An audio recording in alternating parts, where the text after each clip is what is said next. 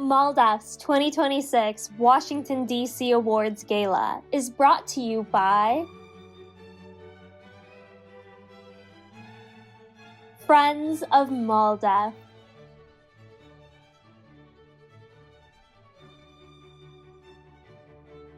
TheDream.us,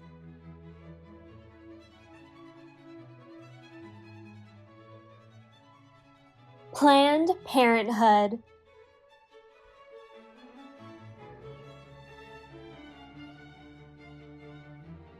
Wilmer Hale,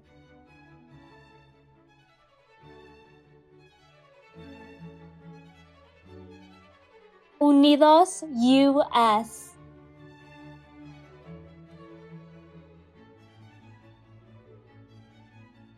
the Lawyers Committee for Civil Rights under Law,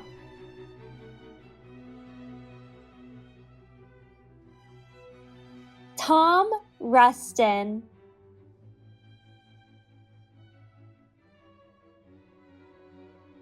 Raul Reyes,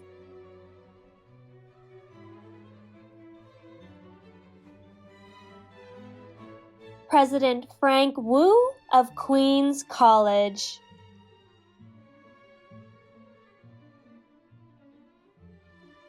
the Center for Puerto Rican Studies at Hunter University, Gil Perez,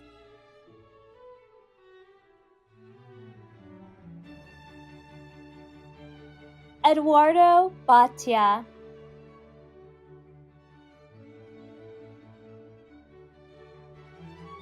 Robert Valencia,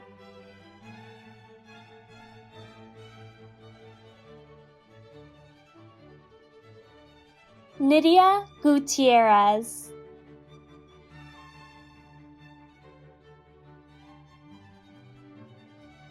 Jose Arnulfo Cabrera,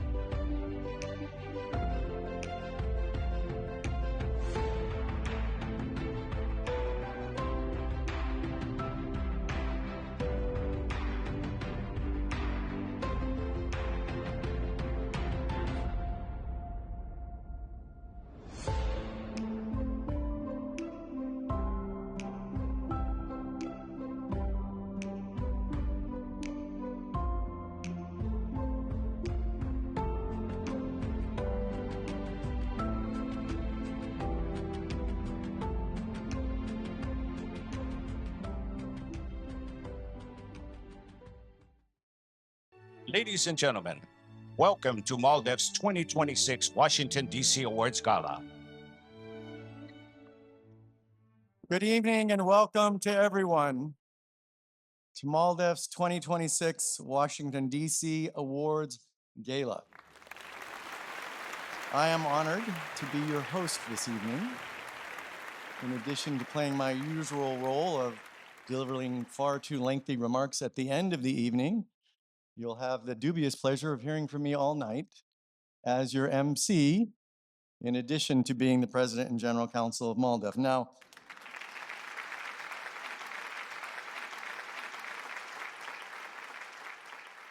before we get too far along, I want to say three things just as a matter of personal privilege. First of all, you will note that I will walk funny up to this podium. I seem to have pulled a muscle or something, and I'm now at the age where I don't even know how it happened, right? I mean, I could have stepped wrong on a stair or slipped briefly on ice, no matter what it was. I don't know how it was. Haven't come up with a good story, but I'm okay. It's just a little painful. So that's why I'll be walking gingerly up to the podium throughout the evening. Hopefully, it won't lengthen the program too much. So thank you for understanding. Second, I do have to clarify that there is absolutely no significance whatsoever to the fact that we are across from the National Funeral Directors Association in the hotel this evening. Absolute, total coincidence. And third, I want to explain once more why I'm up here as your MC. So I find very little inspiring in a good way about the current resident of the White House. But, I was inspired when he depicted himself as God, Jesus Christ, in a recent social media post, as you all no doubt saw, even though apparently it was taken down later, and he explained that he didn't know it was depicting him as Jesus, though the first century garb probably would have given it away, but he thought that he was being depicted as a doctor helping a patient. But I was inspired by his depicting himself as Jesus Christ, and they told me that I would be the voice of God tonight. But it turns out, that's not true. JD is the voice of God who just announced me and welcomed me to the podium. So I was basically misled into taking on this responsibility, hoping that it would in some way fulfill the God complex that I have, just like the resident of the White House has. So that's the last note of personal privilege to explain why I'm up here, despite the leg injury that I can't even explain with a good story. Sure, I mean, I should come up with something that I was healing someone and slipped as I was putting my hand on their forehead or something like that, but don't have anything for you. Welcome, all of you. We have, I believe, a tremendous program tonight with 3 amazing honorees, all of whom I know personally. That's not always the case, but tonight it is certainly true that I know all of these honorees and have known them for quite some time, one since I was 17 years old, and they continue to make contributions to a shared mission of promoting a greater United States and an equitable United States for everyone, especially for the large and growing Latino community. So I know we are in for some inspiration from their example, from their ongoing activities, and from their remarks. As I think all of you know, MALDEF opened its doors in August of 1968. It was an organization created very much on the model of the NAACP Legal Defense Fund that had the monumental victory in Brown versus Board of Education a decade and a half previously, and an organization created to use the legal system to promote the civil rights of all Latinos living in the United States. Today, MALDEF is known as the Latino legal voice for civil rights in America. And for 58 years, MALDEF has worked in the courts, in Congress, in the halls of state and local legislatures to shape new laws and policies with wide-ranging significance for the Latino community and for the whole nation. We work to secure the right to a meaningful vote, to equal educational opportunity, to a non-discriminatory and inclusive workplace, and for fairness and justice in every endeavor across the country. We file lawsuits, we sponsor legislation, we deliver public messages of hope and of rectitude with respect to our Constitution and the set of rights guaranteed by that document. MALDEF's history includes the critically important 1982 Supreme Court victory in Plyler versus Doe, which guarantees a free public education from kindergarten through 12th grade for all children nationwide, regardless of immigration status.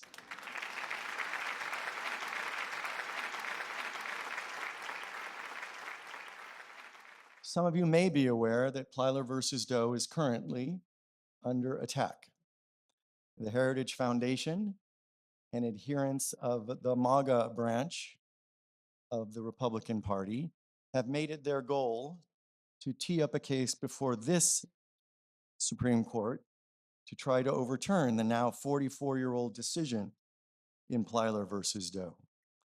And indeed, there are some states the most recent being Tennessee, that have moved forward legislation that comes troublingly close to a direct violation of Plyler versus Doe. Now, the good news is the immigrant rights community in Tennessee is working assiduously with others to work to defeat that legislation. And indeed, we may emerge from this year's legislative sessions nationwide without a direct threat to Plyler, and that is still my hope and belief. But in the end,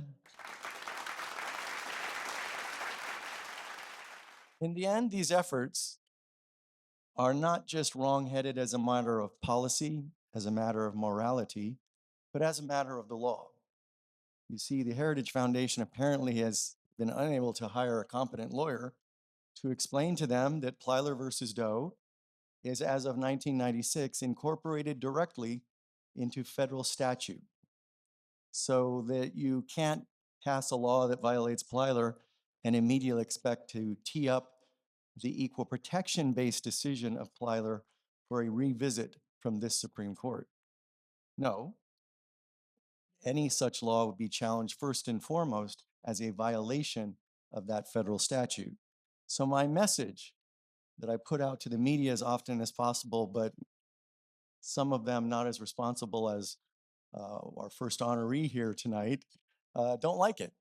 But I tell them Plyler is not in imminent danger, no matter how much the president or Stephen Miller or the Heritage Foundation or the next Attorney General of Texas, likely Chip Roy, no matter how much they say it, Plyler is safe. And every child and every parent should feel confident that their child can attend school without facing the exclusionary practices that were challenged successfully by MALDEF in Plyler.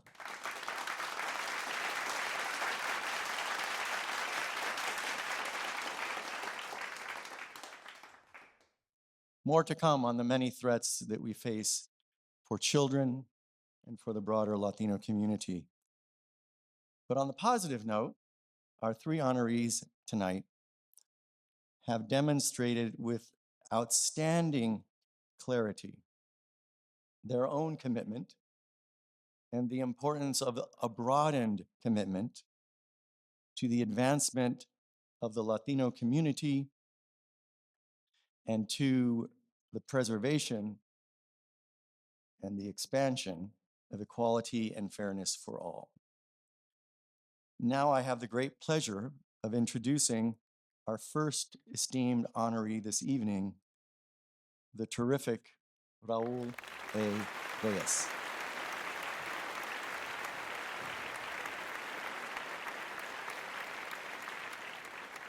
Raul is one many of you have seen up here performing my duties as MC tonight with much greater charisma and aplomb than I am on a number of occasions here in DC. And you know him as an NBC Latino contributor, but he is also an attorney. And he brings that legal training and experience to the very trenchant and wise commentaries that he provides, identifying, first and foremost, identifying critical issues for the whole community to know facing the Latino community, but not just to identify, but to explain and to come to a wise and logical conclusion about those issues. That is why he is tonight's recipient of the Lifetime Achievement Award for Excellence in Community Service. Raul grew up in Southern California, very close to where I grew up, but his family would often travel back to their hometown of El Paso, Texas. This strong connection to his roots helped him become the bright and intelligent reporter, contributor, and commentator he is today. His grandfather, Guadalupe Rodriguez, exemplified the values of hard work and tenacity that Raul continues to champion. Mr. Rodriguez worked multiple jobs in order to ensure that all of his children could pursue their dreams and go to university. Raul followed in their footsteps and enrolled at Harvard. No one was prouder than his grandfather when he graduated from Harvard. He would later earn a law degree from Columbia University.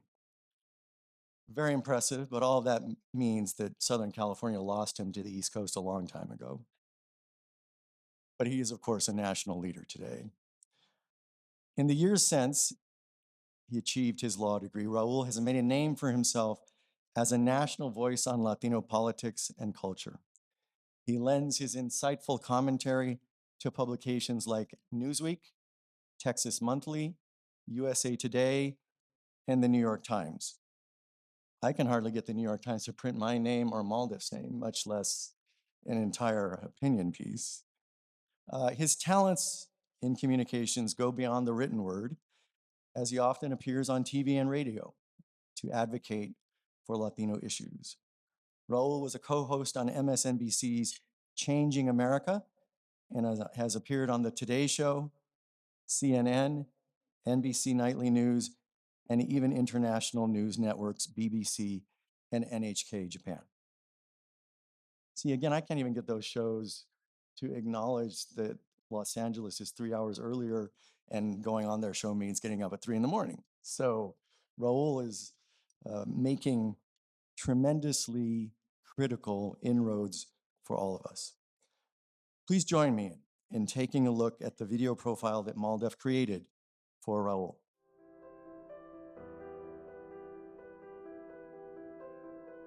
My first impression, and it's still the same, is that Raul truly is a Renaissance man.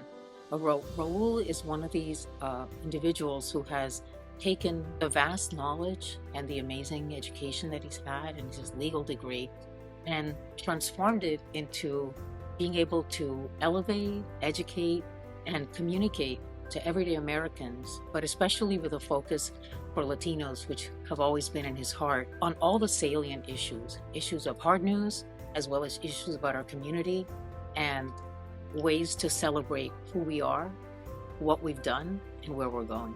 Because I truly think that Raul has a heart of gold, and I say this with the utmost respect. We all have choices about what we do with our lives, especially when we've had opportunities like Raul has had to go to the best institutions in the country, to hold a law degree. And Raul has made such a conscious decision through the decades to focus on really empowering, educating, and elevating Latinos in the U.S. His columns that he writes nationally, the shows he does internationally in major networks are all for public consumption. But what really drives Raul and the consistent through line in his work is his ability to focus on what's important right now in the country, in particular, how it impacts Latinos, but also to take the time to remind us of who we are, to celebrate our journey, and to really pinpoint and highlight Latinos who are the best of who we are. I'm pretty confident my meeting of Raul is unique to anyone. I met him at Saturday Night Live. He was doing background work and sketches, and I worked at Saturday Night Live. And I was also doing background work, because if you work on the staff there, they're like, go sit in the restaurant scene. And I met him, we're around the same age, and it happened to come up that he's a lawyer, I'm a lawyer. And we met from then and became friends over these years as the different iterations of Raul, from background actor to writer to someone in the media to truly an amazing activist. You know, what I think I've seen Raul accomplish is being a dogged, tenacious fighter for his community, for the Latino community, through writing articles, CNN, NBC Español, to going on every media outlet, international and domestic media outlets, going on my radio show, informing people, making people smarter, and not pushing an agenda, but always being an activist. And that's a fine line, because if you're pushing an agenda, everyone gets it. He makes you smarter, he informs you the facts, and at the end, the hope is that your mind is changed a little bit, or that you have more ammunition to make the arguments that's back up what he's been saying, what he's writing about. So that's the biggest part there. I think he's a great son. He just engages with his family in this. He's very present with them. He's very loving. There's a mutual respect there that I find a little extraordinary in any family. And I see that in the way that his relationship with his mom and with his dad. There's a real respect there for them. for what they've given him. I think he honors that. I think he appreciates it, values it, and gives it back to them so that they know that they're important to him. I think what drives Raul is a sense of trying to change things for the better. You know, he's always been somebody who's using his medium, whatever it is, writing, if it's being on television, it's activism involved in organizations like MALDEF, to try to change this country for a better place, to have equality for all. So he's got a fire in him that drives it, but he also has a smile on his face the whole time while doing it. Some activists, you know, are sort of angry half the time, and I get it because we have a lot of passion. I share that. Raul always has a smile on his face. He always makes you feel things are going to be better. Deep down, I think one of the biggest things is the sense of optimism. Raul's legacy is, I think, to educate and to elevate. I always learn something from Raul's stories. I always do, whether it's an interesting feature on a beautiful book that just came out, whether it's a period in history. I've learned so much about U.S. and Mexican-American and Latino history through some of the landmark cases that Raul has told us about. I sort of learned from Raul that you know, before Brown versus Board of Education, there was the precursor cases that involved a Latino family, and I learned that from Raul. He's done that for so many of us. And I just think that is something that he should be so proud that he's taken his knowledge, his education, his legal background, his own cultural environment where he was born. He brings LA to the East Coast in a beautiful way, but then he's also such a national figure, and that's just worthy of celebration.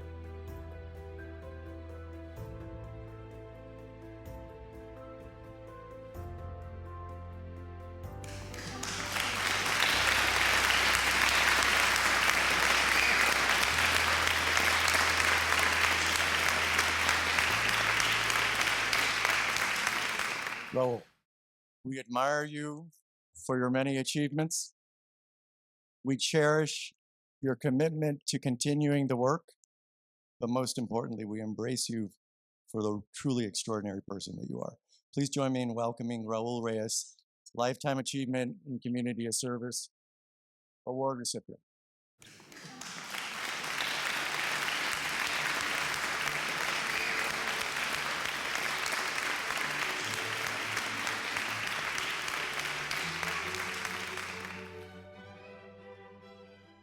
I hadn't seen that video. That was a lot. You all know a lot about me now. This honor means so much to me. To some of my family's here tonight, and this all resonates with me so deeply. So I just wanted to talk for a moment just about what MALDEF means to me, because I feel like MALDEF has been a part of my life and around my life almost as far back as I can remember. When I was a kid, like in some of those embarrassing childhood photographs, I remember my father used to point out stories in the LA Times or things on the local news where we saw MALDEF, and he was explaining about these court cases. And back then, you really did not see Latino attorneys in the media at all. And you certainly did not see Latinas. And I remember seeing these young women, people like Vilma Martinez. Yeah. And they were holding press conferences, and they were doing these great things. And back then, that was so amazing. And we didn't know these young women, but I remember my dad saying, like, they're on our side. They are fighting for us. That's MALDEF. That's us. And that sense of connection to MALDEF has been something I've been fortunate to have throughout my life. When I was in law school, honestly, some of the legal theories we had or some of the discussions we had, they felt so far removed from my reality or from the lives of people that I knew. it just seemed like there was such a huge gap. And then one time, I remember we were reading and we were studying landmark cases. And there it was, like Thomas mentioned, Plyler v. Doe from 1982. That was a case that MALDEF brought out of Texas. And I felt that same type of sentiment like my father did, like so proud, like this was our community. You know, that's MALDEF, that's us. And since then, I have such a deeper perspective on all the incredible work that MALDEF does and has done through their advocacy and legal challenges. MALDEF has helped create opportunities for generations of my family, including me, my nephews, and I'm sure many of you in this room. MALDEF's lawsuits over access to education, especially, they mean so much to me because I come from a family of teachers and educators. So I know today, obviously, this is a very challenging time to be running and be part of a Latino civil rights organization. So, I mean, putting aside the current political climate, just consider out of all the hundreds of thousands of lawyers in this country, Latinos altogether are only 5%. Latinas specifically within that number are only 3%. So we are about 1/5 of the population right now, but we're only 5% of the legal profession, a profession that is so critical today in shaping laws and policy and our government and the system that we all live under. So that is what makes MALDEF's work so valuable. As Thomas said, MALDEF, they are our legal voice in voting rights, educational rights, access, and so much more. And when MALDEF is fighting for Latinos, their work, it benefits all Americans because it moves us closer to fulfilling the promise of our ideals as a nation. We need groups like MALDEF to fight for our communities, to inspire younger generations of lawyers, and to move us all forward towards equal justice and equal opportunity for all.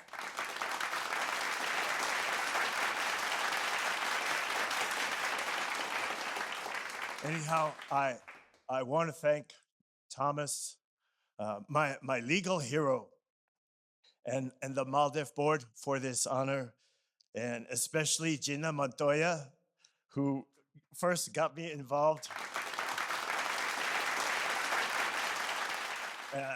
She recruited me for my association with this organization, and I want to thank all of you here being with us tonight. You could have been anywhere. I know everybody in this room is busy. It's the middle of the week, and you chose to come out and support MALDEF and the work that they do. So from the bottom of my heart, I salute each and every one of you for being part of this wonderful, wonderful evening. Thank you. Thank you, Raul, for being as inspiring as usual. And I just want to thank you for creating a powerfully important space for Latinos in the media, which really epitomizes speaking truth to power. Speaking truth to power is part of what MALDEF does on a daily basis.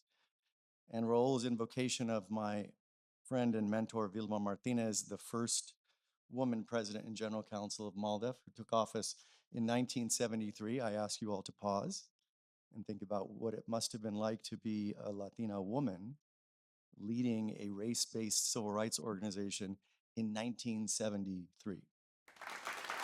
But that's a history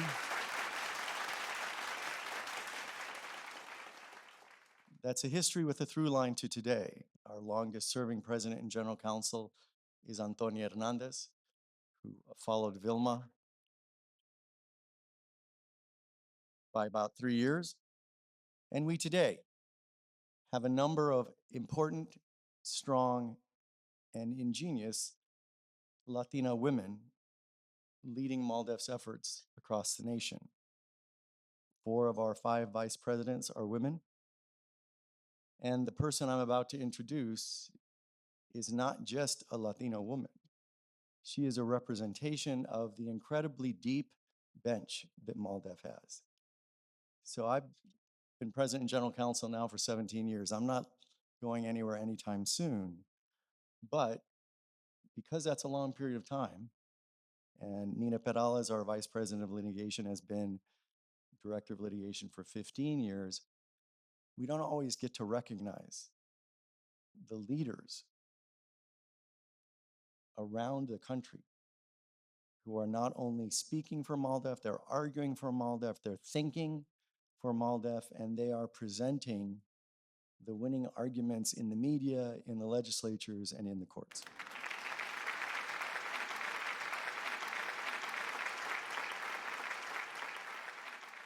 It is now my great pleasure to introduce someone who epitomizes the strength of MALDEF in its middle-level leadership and throughout. Please join me in welcoming our Washington, D.C. Regional Counsel, Andrea Santino. Thank you, Tom, for that gracious introduction. And good evening to everyone here tonight. It's good to be here among our partners and supporters. I would first like to congratulate each of our honorees tonight. Congratulations on your well-deserved recognition of decades of service and sacrifices. We thank you all for your untiring efforts to advance civil rights and opportunity for the Latino community and the American public. Everyone here is plainly aware of how grave our state of affairs is. Each day we witness just how fragile our democracy is and the speed and ease in which our institutions, principles, and the fidelity to the rule of law can slip away. During these dark times, I'm deeply honored and grateful to be at MALDEF. It has remained steadfast in its commitment to defend the rights of Latinos, and the blatant assault on the Latino community under this administration makes the work that we do at MALDEF all that much more pressing, important, and personal.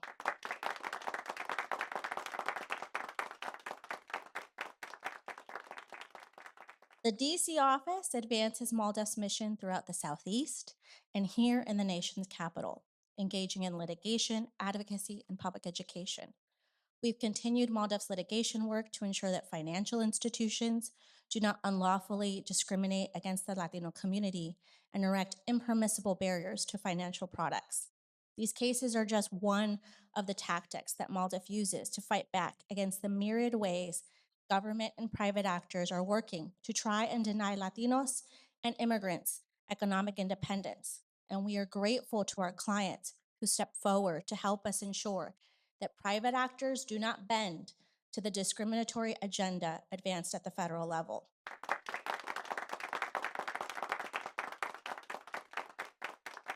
We also sought to intervene on behalf of undocumented students in a case brought by the Department of Justice against the state of Virginia and its DREAM Act, which allows undocumented students to access regular tuition rates.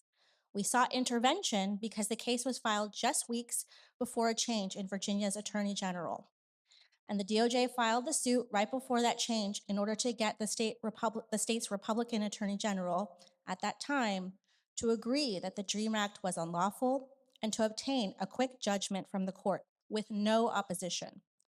But MALDEF filed to ensure that those who are most affected by the outcome of that case, undocumented students who are pursuing higher education in Virginia, were represented and that they had a voice in the case.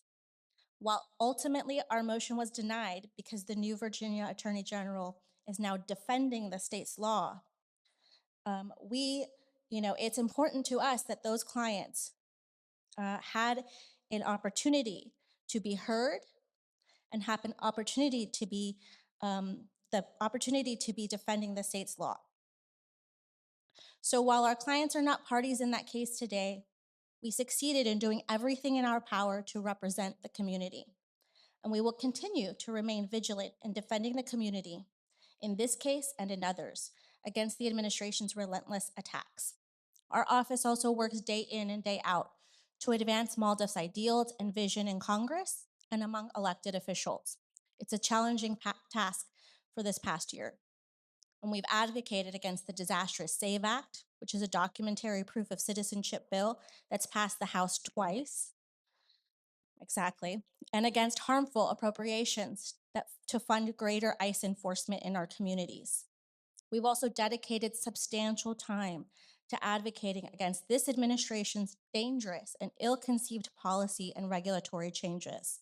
Those issues span everything from access to housing assistance to agency by agency efforts to eliminate disparate impact regulations, to rehauling the Board of Immigration Appeals to make appeals for immigration decisions more difficult, indeed almost impossible for immigrant applicants, to the Department of Health and Human Services notice revisiting the government's long-standing definition of what's considered a public benefit under the Personal Responsibility and Work Opportunity Act in order to further restrict immigrants' access to essential programs to which they were previously eligible. This list only names a few of the many issues in which we have advocated against in the past year, and we're going to continue to spend each and every day working in defense of equal protection under the law.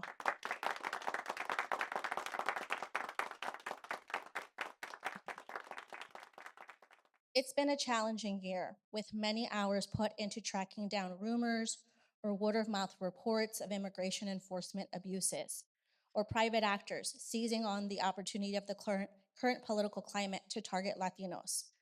And all of this work is only made possible by our incredible staff, who I want to recognize tonight. I thank them for their hope, courage, and vigilance.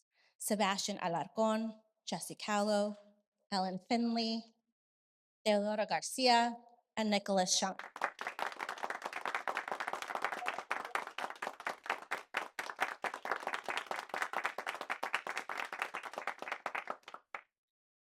We only can do this work with their help and the dedication of our interns. They give me great hope for the future. The Latino community and the American people are incredibly resilient. But the threats that we're facing today require all of us to be working together in whatever ways we can to uphold the rule of law, to demand a democracy that works for the people, and to envision a future where all this is possible. I thank you all for your continued generosity, for supporting the work that MALDEF does, particularly at such a tumultuous and scary time for our country and for the Latino community. Thank you. Where I now have the great opportunity to introduce our next honoree, someone whom I had the tremendous honor of working with when she was a young Fried Frank Fellow at MALDEF. She began her legal career on the MALDEF Fried Frank Fellowship, which means, as we say at MALDEF, once a Maldefian, always a Maldefian. And there's just this magnet effect that brings people back. I left for 4 years, I came back. Other people left for a few years, they came back. Hint, hint, Shahina. Our next honoree this evening, Shahina Simons, is Senior Advisor for Strategy and Programs at the Lawyers Committee for Civil Rights Under Law. Tonight, she is the recipient of MALDEF's Excellence in Legal Service Award. And she is being recognized for her tenacious commitment to the law and civil rights under the law.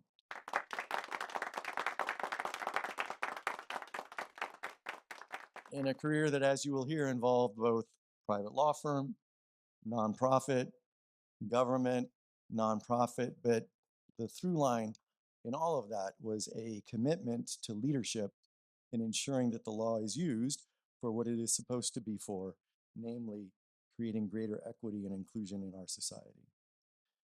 Shahina Simons has dedicated her career to fighting for the civil rights of students across the nation. After she received her law degree from Yale Law School, yay, Shahina joined Fried, Frank, Harris, Shriver, and Jacobson as a MALDEF Civil Rights Fellow and Litigation Associate. It was clear from early on that her passion for justice would define her career endeavors throughout. She joined MALDEF after 2 years in the fight to defend the rights of Latinos at our Los Angeles office. She subsequently relocated here to the DC area and became the acting regional counsel for our Washington, DC office.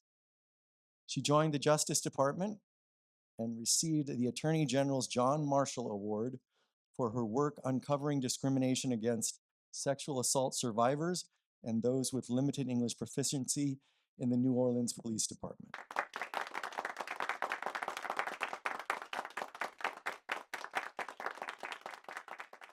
In 2016, Shahina began her formal tenure as a leader of the chief of the Civil Rights Division's Educational Opportunities Section, where she led the Department of Justice in enforcing legal protections against discrimination for students from pre-K to university. She was able to do this important work even under the tumultuous leadership of the first Trump administration. In May of 2025, she made the decision to leave her position at DOJ to become the Senior Advisor for Strategy and Programs at the Lawyers Committee for Civil Rights under Law. At the Lawyers Committee, Shahina continues to challenge the encroachment on our freedoms. In an exciting move, she will co-chair the Public Education Defense Fund's Advisory Council. This new organization was created by the National Center for Youth Law in order to help resolve discrimination concerns of families who no longer have access to the DOJ, which, as I said, should be renamed the Department of Cover-Ups and Fraudulent Prosecutions, so frivolous prosecutions. In this position, as throughout her career, we know Shahina will do what she has always done: fight without rest to protect the civil rights of all. Please join me in taking a look at the video that MALDEF produced to pay tribute to Shahina's ongoing work.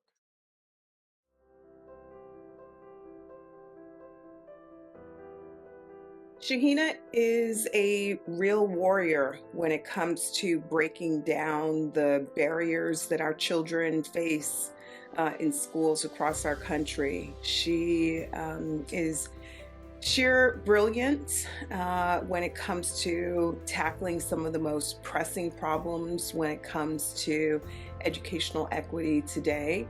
But one thing that really stands out when it comes to Shahina is just the tremendous empathy that she brings to everything that she does. I think, in certain people like Shahina, it's in their DNA, this compelling pursuit of justice to try and remedy all of the injustices, that are out there. No one can possibly do, but to continue to drive there, to try and make this a more perfect world for all of those, especially those who have been disempowered, especially those who have been historically marginalized, and to want to make this life a better life for those people. I think that's what's at the center of what drives Shahina. Shahina spent a long time at the U.S. Department of Justice in the Civil Rights Division, Educational Opportunities section.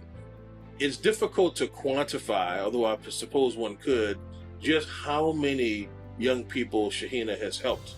I think about the large volume of school desegregation cases, which America has forgotten about, but communities have not, and Shahina has not. She and her team leveraged those cases to provide access to high quality education, to high quality teachers, to resources for legions of school children, primarily in the South, who wouldn't have had that access otherwise. Shahina really stands out. She developed a tremendous track record of accomplishments during her time at the Justice Department, whether you're talking about standing up to preserve the school desegregation docket, whether it's standing up to address the barriers faced by students with disabilities, students who face language barriers, women and girls who were subject to harassment or discrimination based on their gender. She really tackled it all. And Shahina is truly one of our nation's most important civil rights lawyers when it comes to educational access and equity today. During my time working with her in the educational opportunities section, our focus was on protecting students from discrimination at schools. Shahina's mom, I think her motivation and drive in the work that we were doing was motivated by that love of children and that desire to protect them, combined with her lawyerly aptitude and passion for civil rights and protecting kids from discrimination in general. Throughout Shahina's career, which has mostly been done in the area of civil rights, she has been remarkably successful. One of her biggest accomplishments has been helping to prosecute Alabama's anti-immigrant, anti-Plyler legislation, which we can all relate to today, given a lot of the anti-immigrant rhetoric and what's floating around in some states about this type of legislation. But she led efforts at the Department of Justice to crush that law and ensure that all children across race, background, and national origin have access to free public schools. I think that was an incredible accomplishment for her and her team. She's also led many efforts to help defend the rights of English learners. The Department of Justice hadn't had a really big, deep history in that area of preventing national origin discrimination against English learners. But she, with her team, helped really lead some critical investigations, getting really strong resolution agreements, helping to defend these issues in court as well. And lastly, I would say that one of her really big accomplishments has also been in the area of school discipline. Many students, especially those who are Black, Brown, and Native American, have experienced disparate discipline over the years, and she made it a priority of the educational opportunities section to address those injustices that were going on in schools against English learners, to help ensure that they had access to equal educational opportunities. And it wasn't just the investigations with respect to Plyler, with respect to English learners and disparate school discipline. It was also ensuring that school districts themselves and other entities, including universities, had access to the guidance. So she worked hand in hand with the Office for Civil Rights in developing critical guidance so that not just that district that they may have been targeting for investigation, but all districts across the United States, all universities across the United States who had responsibilities for enforcing rights under Title VI, Title IX, the ADA, that they were following appropriate practices and procedures. Shahina is building a legacy that changes what people both accept and expect, especially when it comes to educational opportunity. There's this notion when it comes to school discipline or admission to certain programs that some kids belong and some don't. But Shahina's building a vision and a pathway in the future where all kids can belong, where everyone can have those great opportunities. That's a change in mindset. It is also a change in reality that she's helping to make happen step by step, case by case.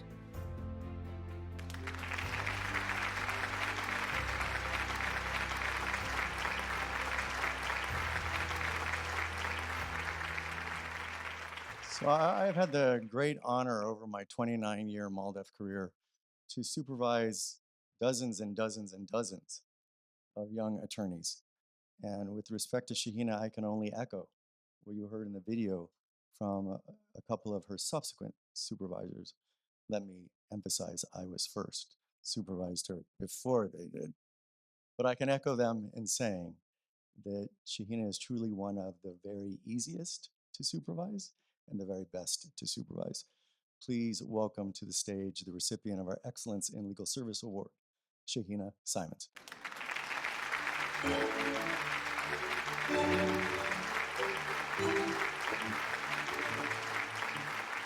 Good evening, everyone. I am so honored and grateful to be recognized by an organization that I love so much. Thank you to MALDEF, the board, to the DC staff, and their fearless leader, Andrea Centino.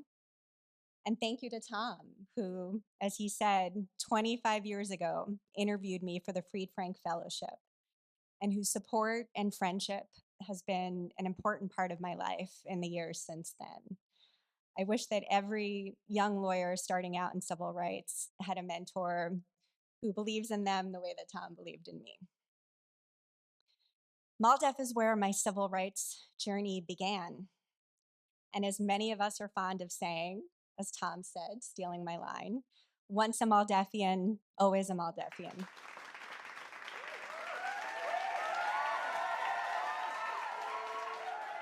Truly, the lessons that I learned from my MALDEF colleagues, my mentors, and our clients are lessons that have guided me for the whole of my career. At MALDEF, I saw what it means to be unapologetic in demanding rights for our communities. Unflinching, even when holding the most powerful people and institutions accountable. And unwavering, even when the obstacles seem great. I trace those lessons to my time with MALDEF, and I try to carry them with me. And they are more important now than ever when the threats to our rights are so dire and when our institutions seem so much more fragile than we imagined. In my 18 years at DOJ's Civil Rights Division, there were often times that I felt that we should have pushed harder, that we should have been bolder. But I always felt that we were on the right side and that we were working to make a difference in the lives of the most vulnerable people in this country. And I felt so grateful to be surrounded by dedicated, brilliant career staff, dedicating to make that promise a reality. Some of those colleagues are here tonight. I know they share my sadness at the weakening and the weaponization of the Civil Rights Division that we've seen over the past year. The division once worked to open doors of opportunity for Latinos, for other people of color. Now it works to slam those doors shut and to keep them closed. Rather than pursue justice for all, this DOJ pursues punishment for political enemies. Rather than denounce racism and defend equal dignity, this DOJ attacks and dehumanizes entire communities. I remember talking with Tom early last year, before I left the department, but after it was already clear where things were headed. And that conversation gave me the courage and the clarity that I needed in that moment. Where our institutions have not only failed us, but have turned against us, MALDEF is there, leading with purpose and with resolve. So are places like the Lawyers Committee for Civil Rights, where I currently work. And so are partners like those in this room who stand for what is right, even when it is not easy. While the past year has deeply shaken my faith in institutions that I very much believed in, it's reinforced my faith in the resilience and the resolve of this civil rights community. And that's why this award is so meaningful and so moving to me. Before I close, I want to say thank you to my husband, to my kids,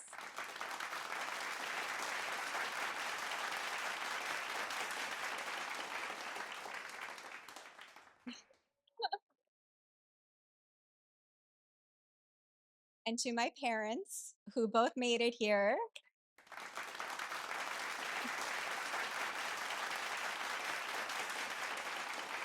Even though my mom broke her arm on Sunday. So that is true love and sacrifice. My whole life, I have loved my parents' story. Two young people, an immigrant from Venezuela and one from Pakistan, meeting while working at Kennedy Airport in New York, marrying and raising their kids with the dream of a better future. As a child of immigrants, as a first-generation college student, as the first in my family to go to law school,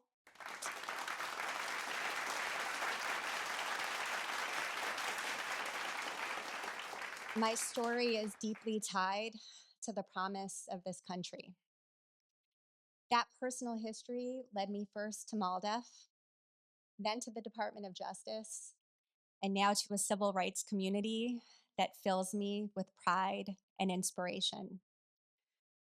I'm so grateful to stand with this community in defense of the America that my parents wanted for me and the one that I want for my kids and for all kids.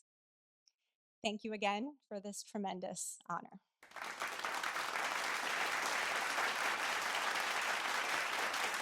Thank you, Shahina, for your inspiring remarks and for your continued commitment to recognizing how important educational rights are for all of us. It is now my great pleasure to introduce our final awardee tonight, Felix Matos Rodriguez, the Chancellor of the City University of New York, and the recipient of our Lifetime Achievement Excellence in Community Service Award. I met Fellow in 1983. Sorry to say, so long ago. As a 17-year-old, and he was a senior and a counselor for students of color at our college. And he was the most welcoming person I can recall at the university that I ever encountered. And that's saying a great deal because the university, while not particularly hospitable to students of color, particularly Latino students, still there were plenty of folks there who were committed to ensuring that those few who were admitted felt welcomed. Felix Matos Rodriguez, or Fellow as we know him, grew up in San Juan, Puerto Rico, and was raised alongside his brothers by his mother, Marta, a high school Spanish teacher, and father, Felix, an engineer. Both made great sacrifices to provide him with educational opportunities. They raised him to value education, hard work, and giving back to the community. He brought these values to Yale, where he graduated cum laude. He also later earned a doctorate in history at Columbia University.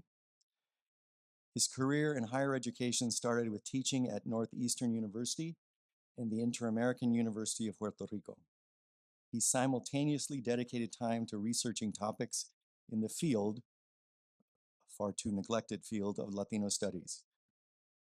In 2000, he served as the City University of New York's Hunter College's Director of the Center for Puerto Rican Studies, or Centro.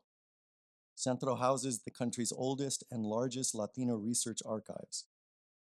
Felix has since published numerous books and articles on Puerto Rican history and culture. In 2005, he took a leave from his position to serve as chief advisor to the governor of Puerto Rico on health and social issues. He was later named cabinet secretary for the Department of Family Services. In 2009, he returned to CUNY as the president of Hostos Community College. 5 years later, he became president of Queens College, which is one of CUNY's 11 senior colleges. Under his leadership, Queens College was ranked in the top 1% of all colleges in upward social and economic mobility. In 2019, Felix was appointed as the university's 8th chancellor. This promotion made him the first Latino to head the university in its over 100-year history.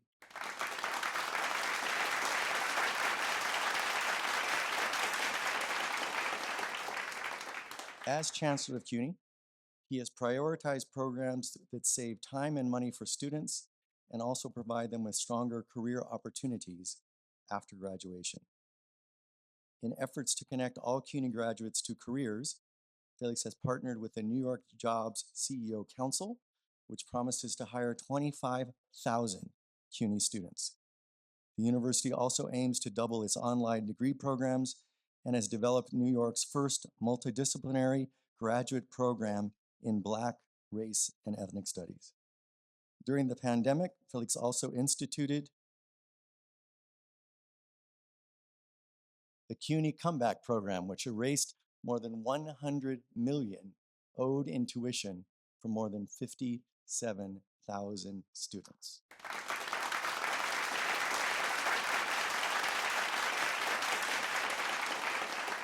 And if you know the population of CUNY, you know that the primary beneficiaries of all these efforts are Latino students. Please join me in enjoying the video that MALDEF created as a tribute to Felix.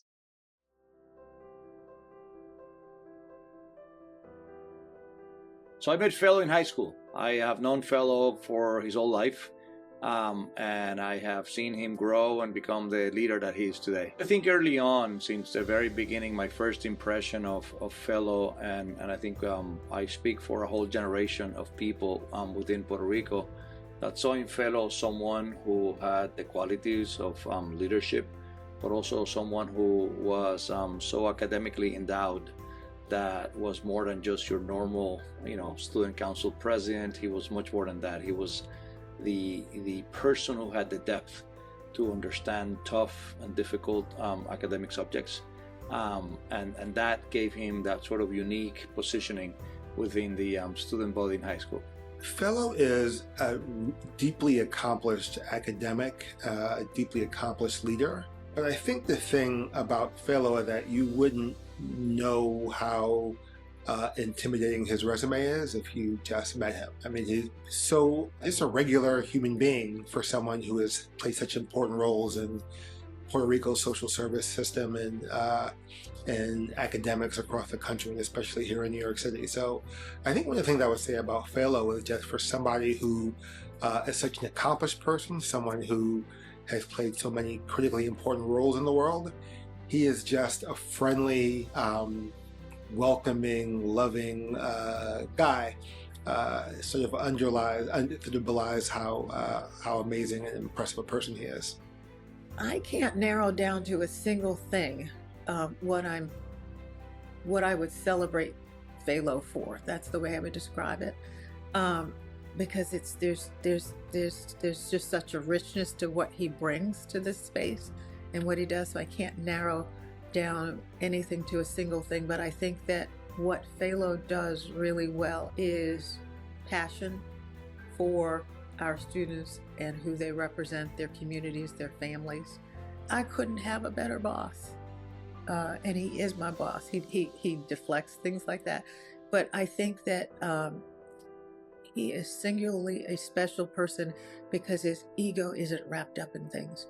He's in this work for the right reasons, and that's the kind of people we need in leadership in this country. And so when I see the craziness going on in the world, I tell people, I have a privilege. We have a privilege, those of us who work in CUNY, because we have something positive we can do in the midst of the chaos, that we can block out the noise and focus on him and his leadership and trust him that he's going to deal with the hard stuff we don't have to deal with, that we can stay focused on our jobs. So to me, that's one of the things that I value so much about him is I can just do my job and I don't have to deal with the craziness that he has to deal with. In Phalo's case, I suspect that some of the same fundamental principles drive both of us. A core one that I think we share is that talent is universal, but opportunity is not. And the true purpose of higher education is the alignment of those two. I think the single act I'm most proud of about Phalo is the one that he's just beginning to lead. It's not a story that's finished yet, but his effort to make sure that CUNY truly remains an engine of opportunity by making sure that a CUNY degree is not only affordable, but is a degree that launches you into a future, by making sure that he is connecting the experience of CUNY students to internships, to professional development, and making it an essential part of the experience. Not something that's on the side, where maybe if you can find it, you go to the career development office and get some counseling, but that's a critical part of the experience. And that's a massive culture change effort. It's about systems change, but also about culture change. It's about how professors view their roles. It's about what the actual experience of a student looks like, what's core to the CUNY student experience, It's a really big nut to crack. I won't say if he succeeds in that transformation, but when he succeeds in that transformation, it'll establish him as one of the most consequential public education leaders in the history of the country, no doubt. Honestly, I cannot think of someone who cares more about enhancing and developing people's skills, even skills that people don't even know they have. I think Fellow has gone out there and has spent his whole life looking for that one person, that one woman, that one man that needs education, that needs training, that needs to be given a little bit of a push to actually get going in life. And he has done that throughout his academic career, throughout his leadership career, throughout his public service career with the Department of Social Services in Puerto Rico.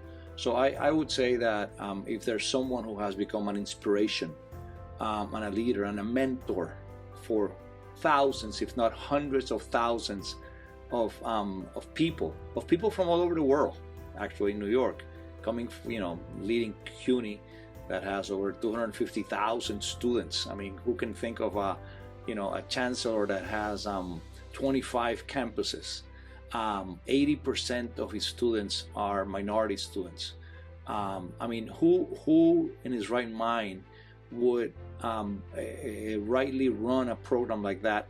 Fellow Matos can do that. He is the right person for that job.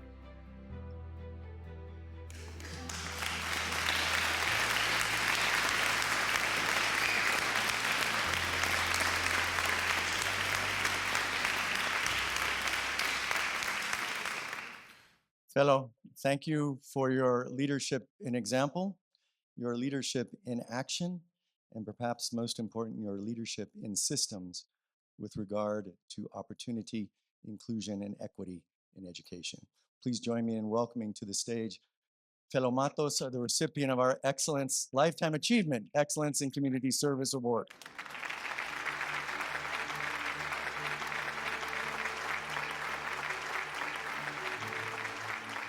We can follow that.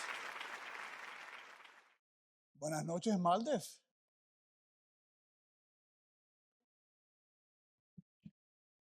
Thank you, Tom and the MALDEF board for this incredible honor, and thanks to MALDEF and all of you who are part of this indispensable and extraordinary organization.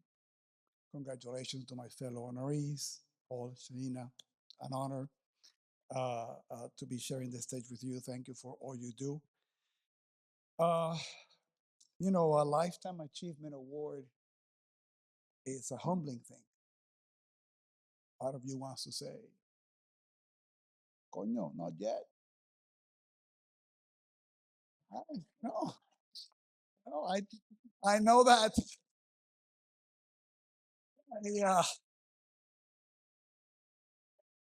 I know those images show that I have age on the job, but the moment that you hand one of those, you start doing the math. How much have I done? How much is still left to be done? And if I'm being honest, there's still a lot to be done in that column. But what it really makes you realize is that no lifetime achievement belongs entirely to one lifetime alone. There's a song that I love and I try to play it every day by the legendary Celia Cruz. You might know the song, La Dicha Mía. Lo primero que yo hago al despertar es dar gracias a Dios todos los días. As you can see, I became a historian because I can't sing. But it's really a story in which she says, I wake up every day and I thank God for my good fortune. And then she tells her musical career. She's an amazing musical career. Right? For you who follow Latin music, from La Sonora Matancera all the way to Tito Puente and Pacheco and all that, right? And if you want to hear English version, Mambo Kings, they did that. It was awful. Somebody should be, MALDEF should take somebody to prison for making Celia Cruz singing in English. That was a crime, right? But it's a song of pure gratitude for the opportunities, the collaborations, the forces that converge to shape a career and to make a life feel like a gift. And that's the feeling that I have tonight, because my journey is a story of good fortune, a story of battles waged, fights won, and doors opened before I came along. A story of opportunities created by communities whose sacrifice made my path possible. Consider this. In 1968, a group of Mexican American lawyers and activists in San Antonio won a grant from the Ford Foundation to create a national organization that will be the legal voice for the Latino community. From its conception, MALDEF was allied with the broader civil rights movement, and for nearly 6 decades, it has been one of the clearest, toughest, and most consequential voices and forces in the long American struggle to make equal justice real. You can clap to that.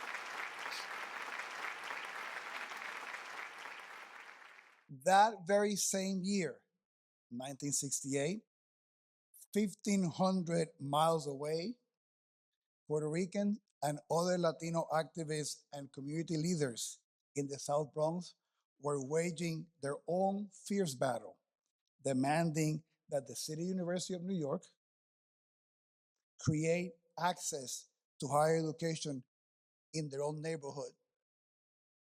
They won that fight in 1968, and 2 years later, Eugenio Maria de Hostos Community College opened its doors to its first class of 623 students in what was before an abandoned tire factory in the South Bronx. And over the decades, the college grew into a complex of buildings now serving more than 7,000 students. And in the second class of that Hostos Community College was a fairly young mom who was studying nursing to be able to support a daughter that was at that point going to Princeton and was going to make history in our community. 40 years after those legal battles, 1968, back in 2009, I had the great honor of becoming the president of Hostos Community College. It was the first college that I had the privilege to lead, and 10 years later, I was appointed the chancellor of CUNY, as you heard, becoming the first Latino to lead the nation's largest urban public university system. Thank you. But what I want to share with you is that I am certain that if it wasn't for those Latino troublemakers back in 1968 who opened the doors for educators like me, I would not be here tonight receiving this award.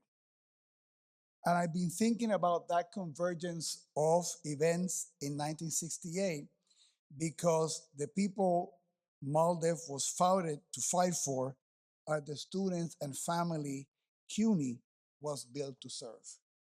Today, nearly 250,000 students across 26 colleges, the overwhelming majority of those students of color. More than a third were born outside the United States, and more than half are the first in their family to go to college. Latino students make the largest group of students at CUNY. And at CUNY, we open our doors to all of them, no matter where they came from or what documents they may or may not carry.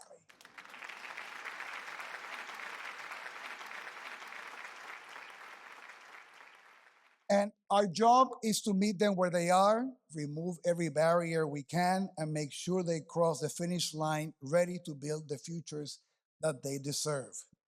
And that's where CUNY and MALDEF's missions meet. Because if I have learned anything through the years, is that no institution can do this work alone. And it is why this recognition for MALDEF means so much to me. MALDEF has always understood that opportunity is not self-executing. The doors we open can be closed again. And when MALDEF goes to court to protect DACA, you are protecting my students. And when you challenge the policies that strip immigrants of due process, threaten educational access, voting rights, or fair treatment in the workplace, you are protecting my students, their family, their communities, and their futures. So, MALDEF, gracias. Gracias.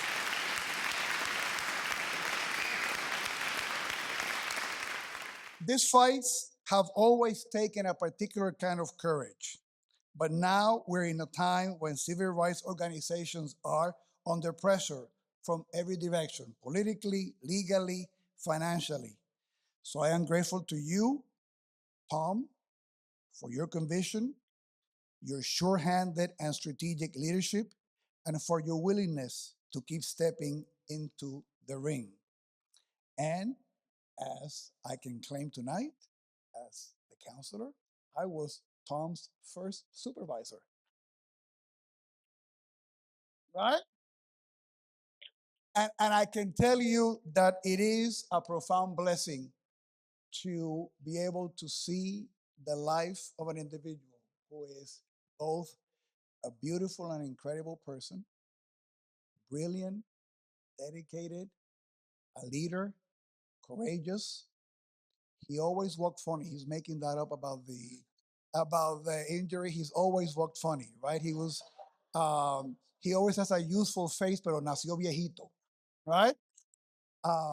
But it's been such a pleasure to see that journey of an incredible, dedicated, brilliant, and committed public servant. So I want everybody here to give Tom a big round of applause for his amazing leadership.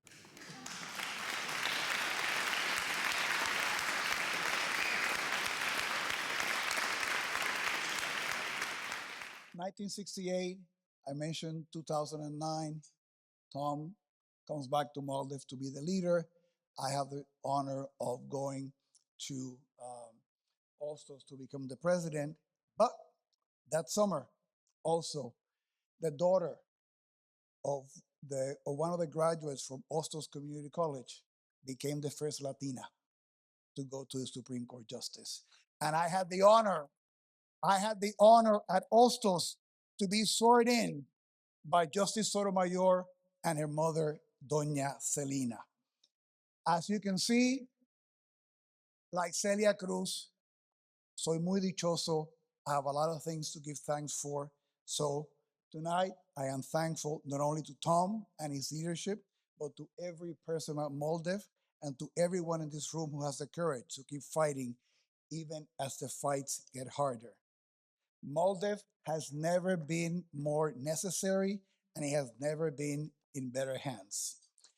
In 6 decades of making sure American lives live up to the promise that where you come from doesn't determine how far you can go.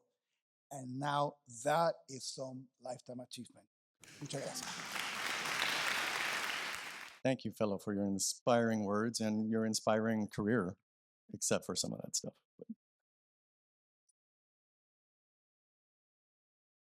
Thank you all for joining us tonight. I hope that you appreciate how much inspiration, how much dedication and commitment we've all absorbed from our honorees. As always, I want to begin with thanking those responsible for this evening. As always, I begin with the MC, so let me thank George Clooney for his very capable running of the program. Our board chair, once a Maldefian, always a Maldefian, Norma Cantu is here. And I, of course, want to thank Norma and all the members of the board who are present and those not present for their continued stewardship of this important organization. I want to thank all of our sponsors tonight, but particularly our lead sponsor, Verizon, for their continued. I want to say it's thanks for two things: for the continued financial support, and thank you for not shying away from being identified by name as a supporter of MALDEF.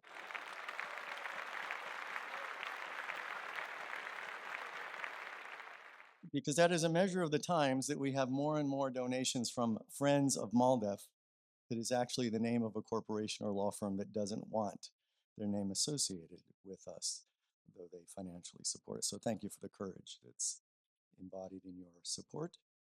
I do want to thank all of the staff of MALDEF. You heard Andrea introduce the DC staff. Obviously, we have a staff across the country, including, for the first time since last year, for the first time, a staffer in our newly established Seattle, Washington regional office. But I want to thank all of the staff for their sacrifices. I do want to thank the people responsible for setting up tonight's event. Of course, Gina Montoya, also Brian Gomez, Jessica Barona, Destiny Cortez, Jose Delgado, Cristian Gomez, and all of the others who have helped to put together this incredible evening. And I do want to thank once again our incredible honorees. What makes these programs is the honorees, not just because they have folks who put together such beautiful testimonials and video, but because their life stories are inspiring by themselves, and without exception, particularly tonight, they follow it with their remarks at the event that are incredible. So let me again thank the eloquent and pioneering Raul Reyes,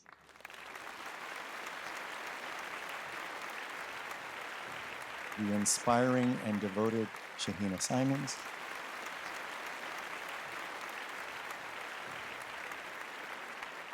and the wise and caring fellow Matos Rodriguez.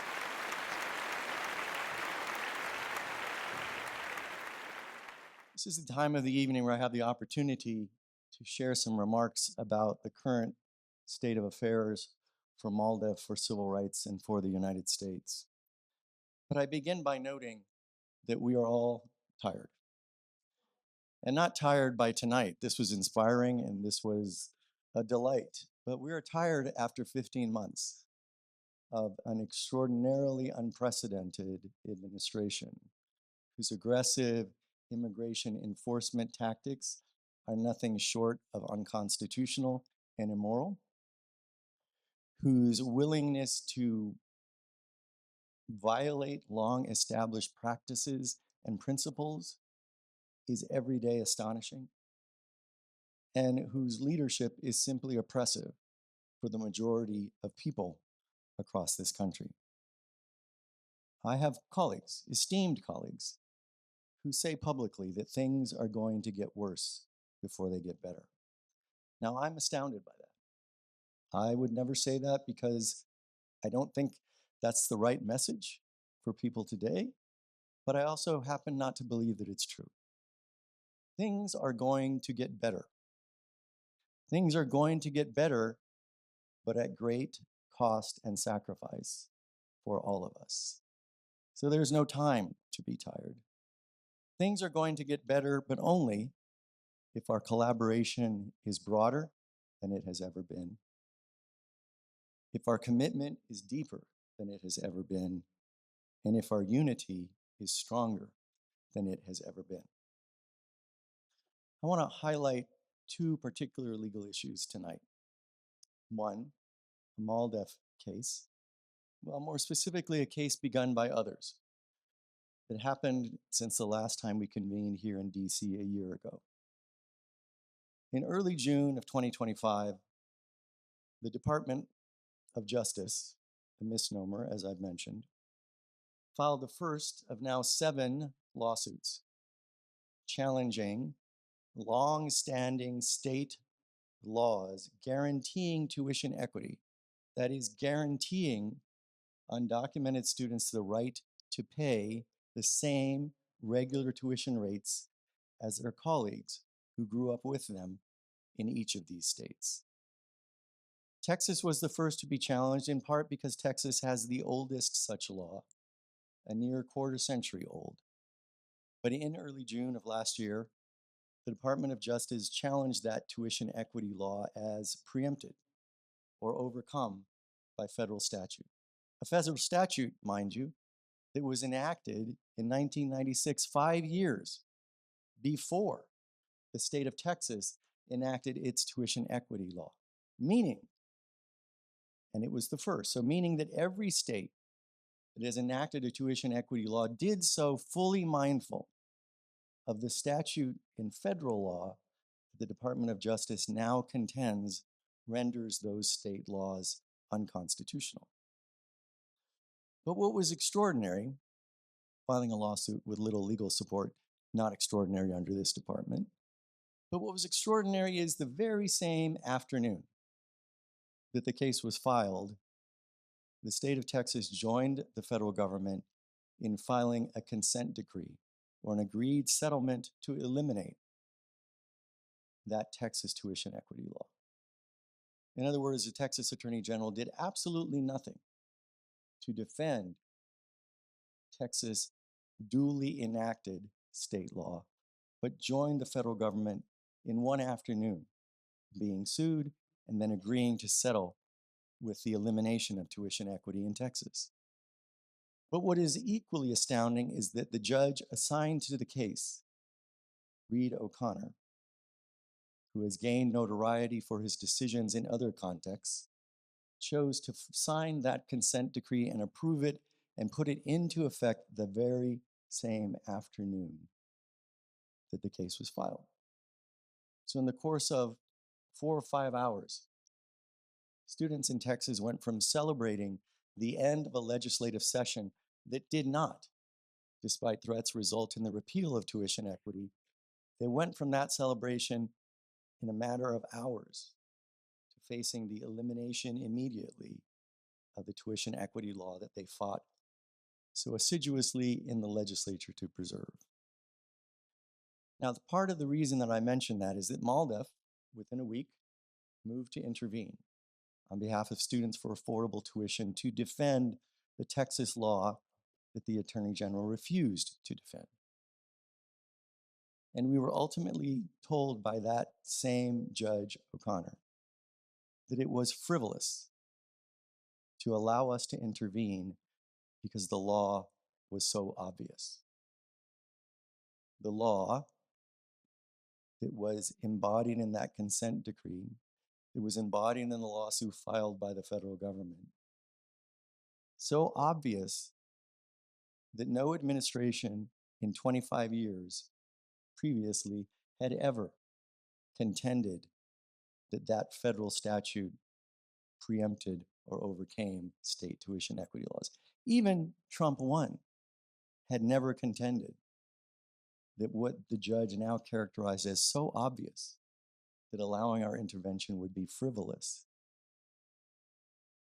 That is an extraordinary departure from the procedure that should apply in our federal courts, from the way we should expect our elected officials at both federal and state level to operate with respect to a law of such significance to thousands of students throughout the state of Texas. But this kind of legal, quote unquote, action taken with little or no support is unfortunately a pattern with this administration, which brings me to the next case. Birthright citizenship, as you all know, was argued a few short weeks ago in the Supreme Court.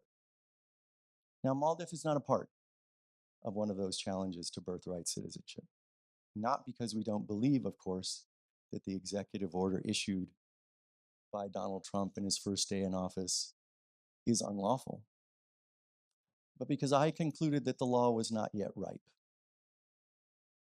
meaning that it was not yet 100% clear that it could or would be implemented.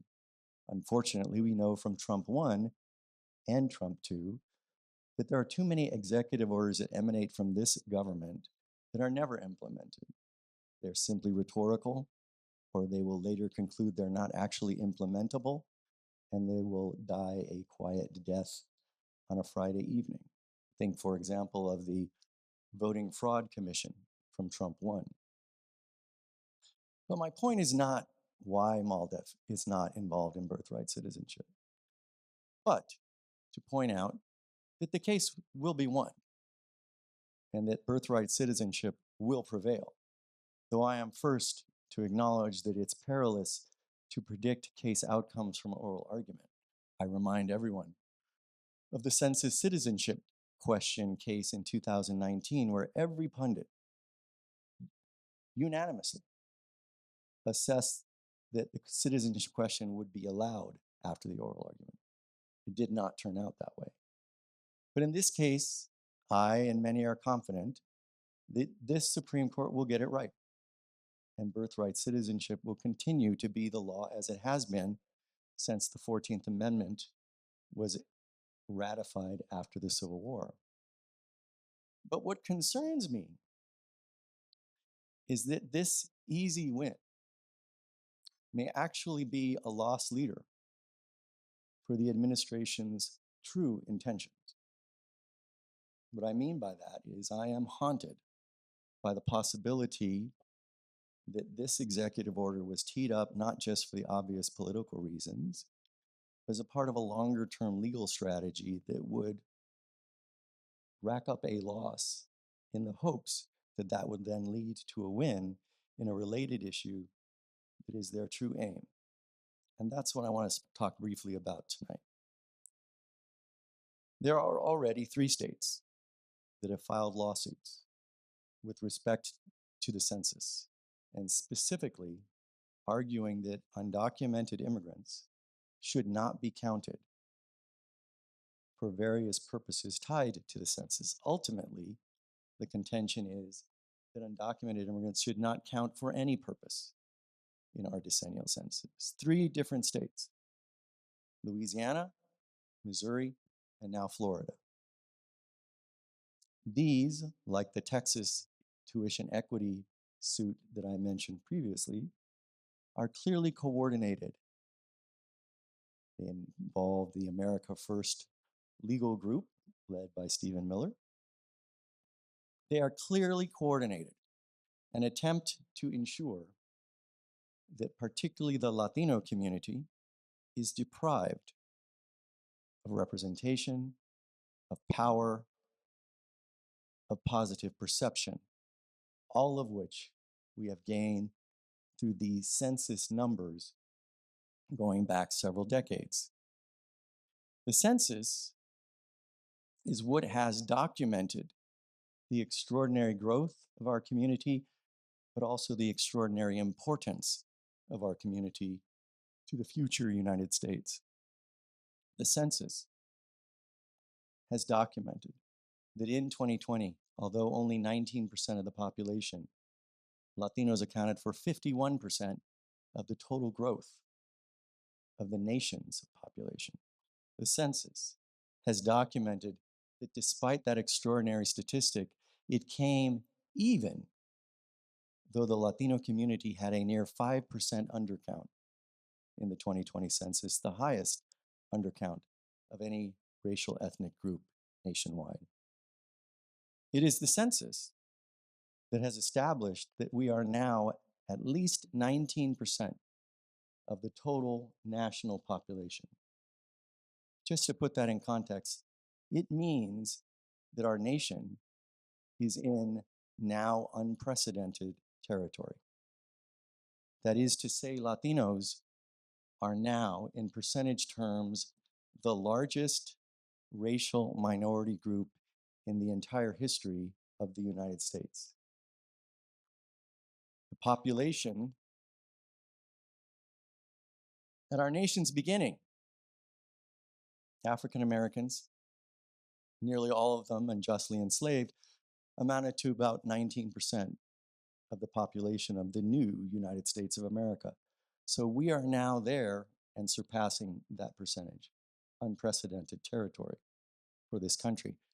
Because Latinos now roughly equal the total population percentage of Blacks, Asian Americans, and Native Americans, it means also that together, people of color are now 38% or more of the total population, unprecedented territory.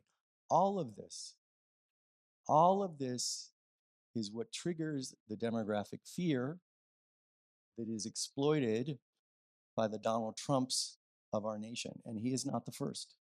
He is the first to be president, but he is not the first to exploit those demographic fears that center on the Latino community. So they recognize that power, representation, perception are critically dictated by the demographic facts put forward by the Census Bureau. So their aim is to reduce our count by discounting entirely the undocumented population. And the birthright citizenship case relates to interpreting the 14th Amendment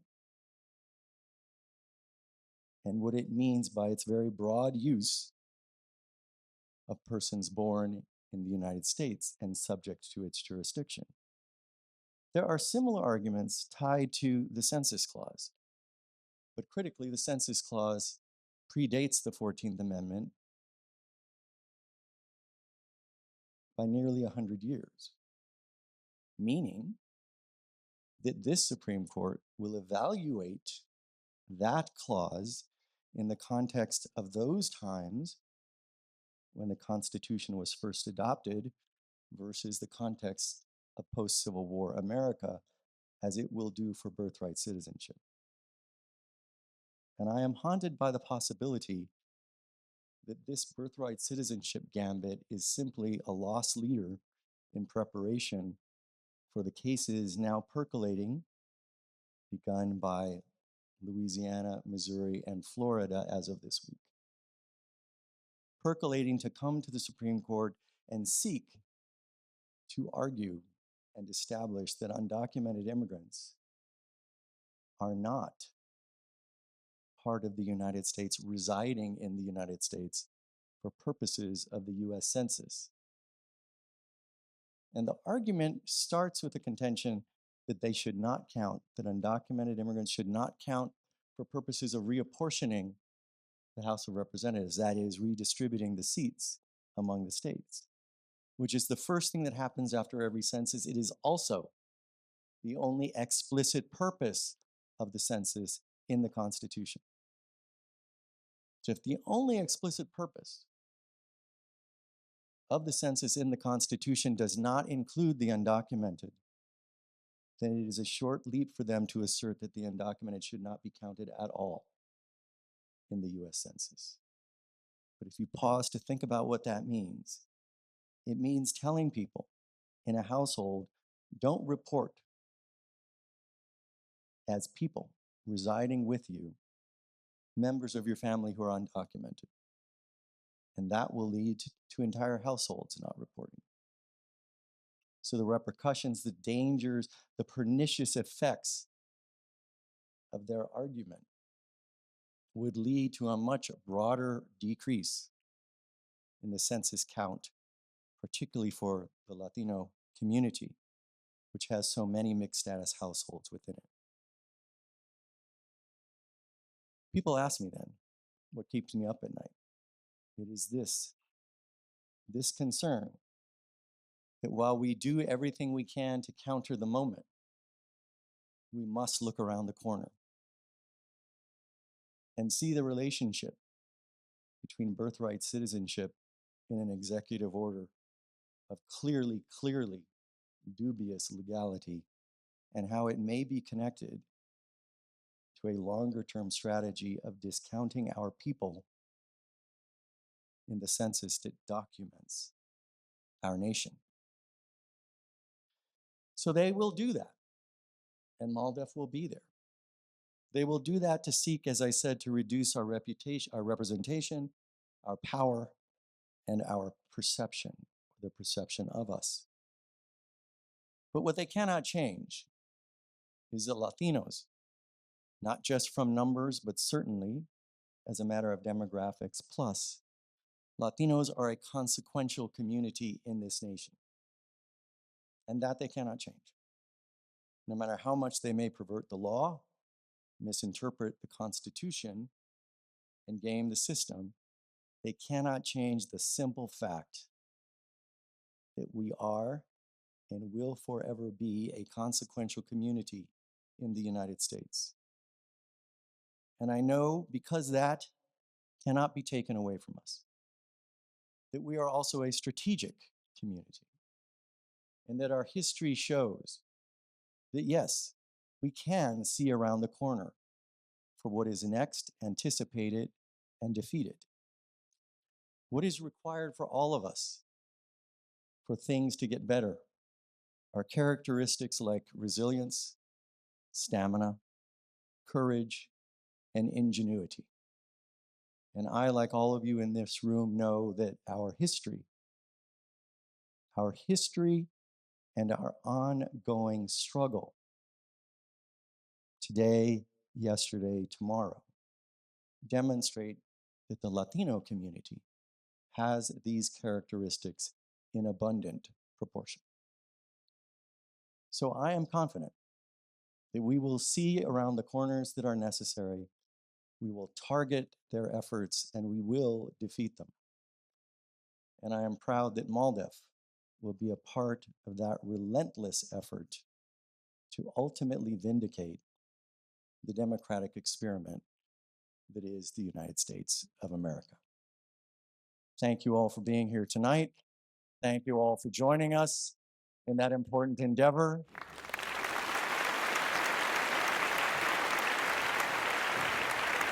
And get some rest. Hard work is ahead.